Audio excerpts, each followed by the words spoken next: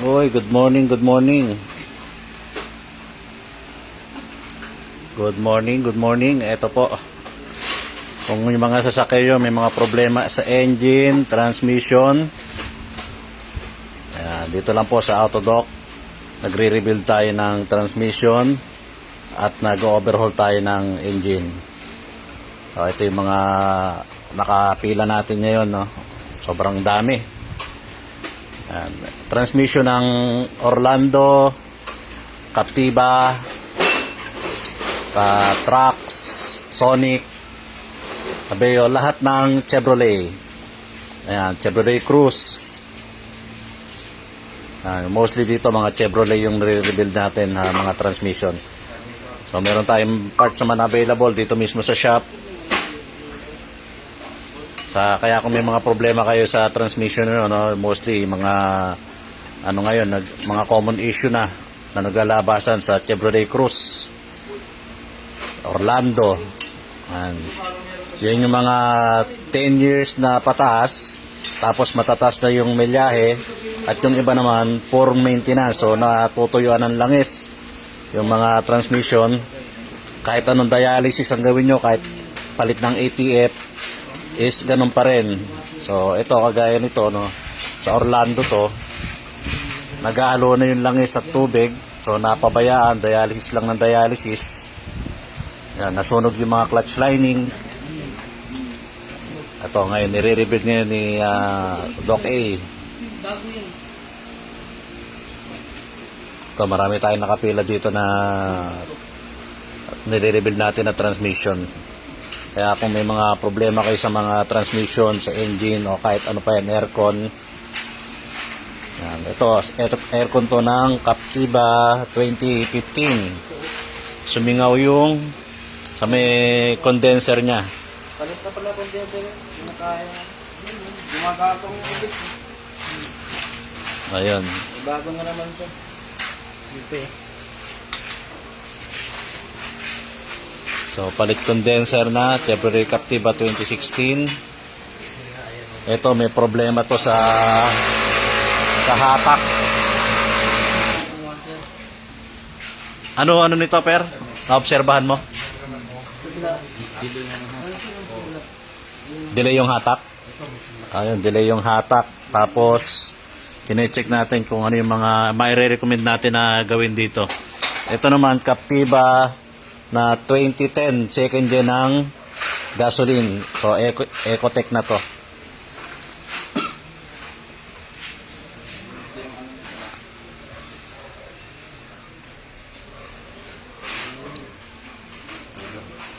Ano yan? Coolant?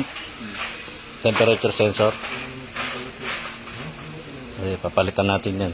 Recommendation, palit. Tapos, ito, nakasampa na yung in-overhaul din natin to, no, ng itong Ford Ranger. Nakasampa na rin yung makina niyan. So ibabalik na lang yung ibang ano. Ito din, overhaul, transmission problem. Re-rebuild pa yung transmission nito, yung makina okay na to Sonic. Then ito, okay na yung makina nito ni Estrada. Ayan, may mga nakapila tayo.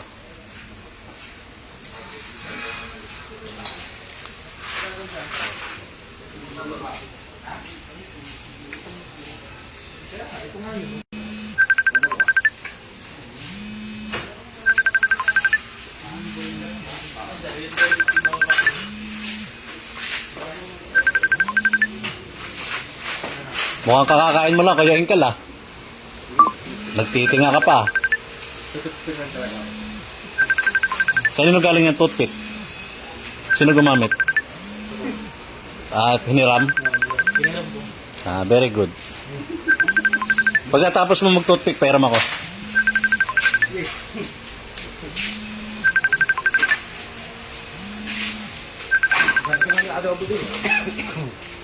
Done. So ito, overhaul din to. Ayan, naisampa na yung block. Then yung head, i-settings na lang natin yung mga valve. Ito, binubuo na.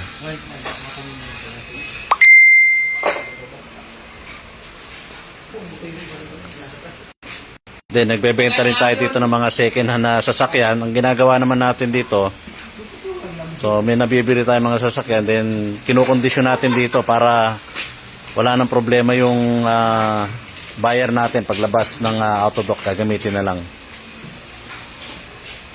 Ito, Orlando transmission rebuild.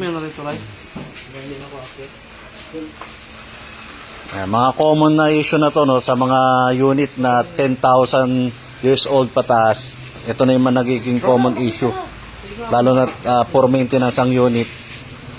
Actually, mga transmission. So, sa may mga unit dyan, kahit anong unit, no, kahit hindi Chevrolet, regular maintenance lang ang katapat ng mga sasakyan natin. Regular maintenance, huwag niyong pababayaan, lagi niyong ipacheck. May maramdaman kayo kahit na konti lang, pacheck niyo na agad. Kasi pagka lumalayan, yan na yung gastos. Uy, may paro-paro.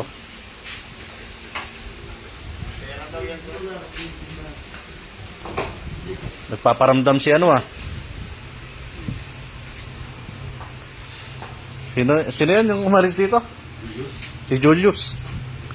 Julius, saan ka ba naroon? Alam namin masaya ka na.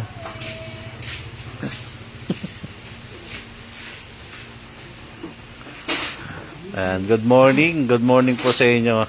Ayan, good morning, Boss Jerry Llamas. Isang malupit na Chevrolet mechanic din yan. Kaibigan natin yan. Si Sir Geoffrey Torres, good morning sir. Isa din magaling na mekaniko. Naging mentor din natin yan si Sir Geoffrey. Saka si Sir Gerardo Llamas, yan, mentor natin yan pagdating sa Alam mo, yung mga matatagal na mekaniko, salute tayo dyan. Yung respeto natin, nandyan. Hindi madadamot yan sa sa kalama, marunong makisama. Yan yung mga mekaniko na na talagang down to earth, very humble person. Shout out kay Dominic Salonga ng Pasig. Shout out kay Sir June Villanueva. Shout out kay Joy. Ayan, good morning.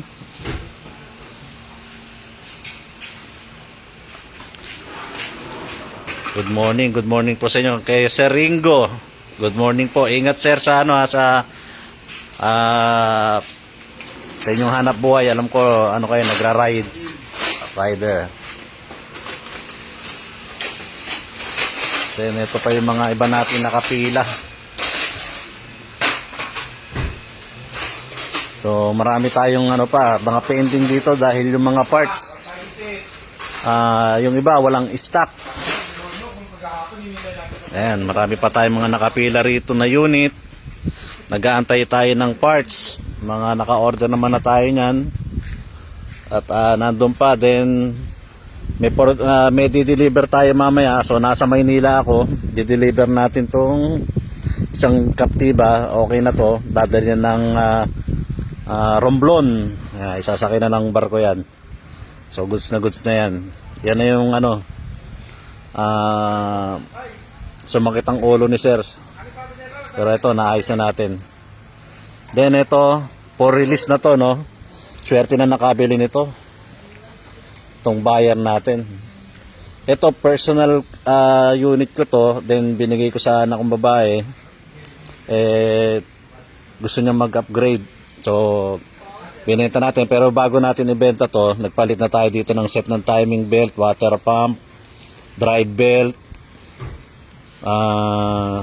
resonator, bypass coolant hose. Nagpalit tayo 4 na gulong. So ito, wala nang problema. Jackpot ang makakabili nito. Lahat na nakakabili ng sasakyan kay Autodock, sobrang sulit, walang problema. Kung ano yung ginagawa namin sa mga unit ng customers, yun din po yung ginagawa ko pagka nagbebenta ako ng sasakyan. Tingnan nyo pa, formang-forma pa lang. Pakaswerte. Bagong rebuild din pala nito, transmission, pina-rebuild ko na kasi nasa 105 yung order niya, yung mileage. So pina-rebuild ko na rin yun. Yan, saglit lang naman sa amin yan, yung mga rebuild na yan, dahil may parts naman kami. So ito, pang ano na to. Ito hindi deliver ko sa Maynila. Magko-commute ako mamaya pa uwi. Pag na-deliver ko na to. Pero pa-car wash ko muna. Ang dami pa natin pending na unit.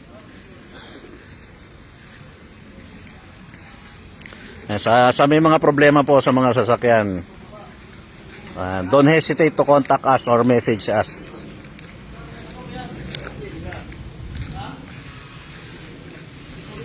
Sa mga ano naman no, nag-message, nagka-interest na mag-ano kay Autodoc, mag-invest. Maraming salamat sa inyo. At actually, marami tayong investors na kumikita naman talaga kay Autodoc. No, kasi marami tayong pinagkukuhanan ng ano dito ng income.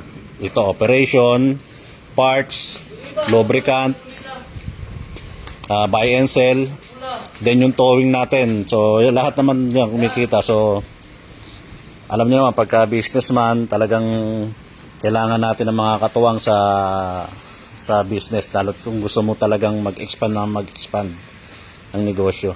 Jack, ito. Pagka ka nakaharap dito, tagon. Dito ulo. Direct ito. Meron yung ulo.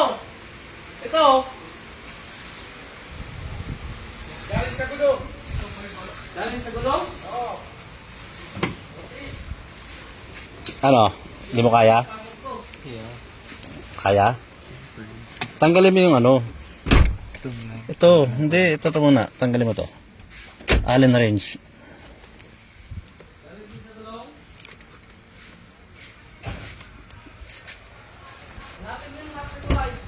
Ha?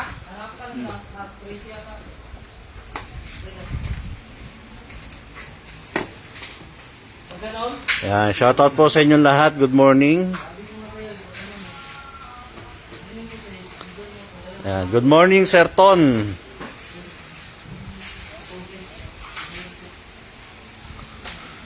Sir Ringo, ano pa mga for sale mong unit?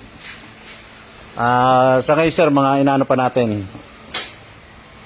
Yun na, tawag nung kinokondisyon. Yan, ipopost natin pagka okay na.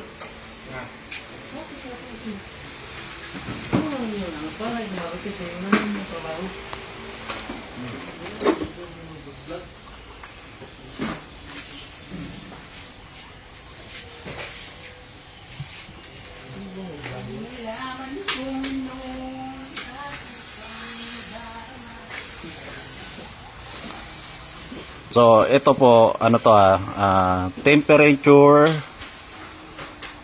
coolant B. Yun, balik tayo. So, ito, isa sa nakita ng mga sira habang check is yung temperature coolant sensor. Ayan, kasi nag-a-appear dun sa dashboard saka sa scanner.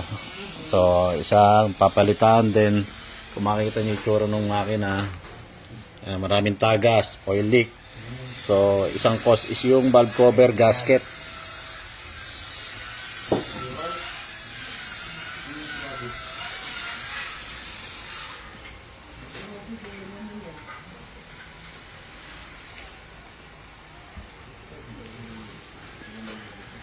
Nagloloko internet.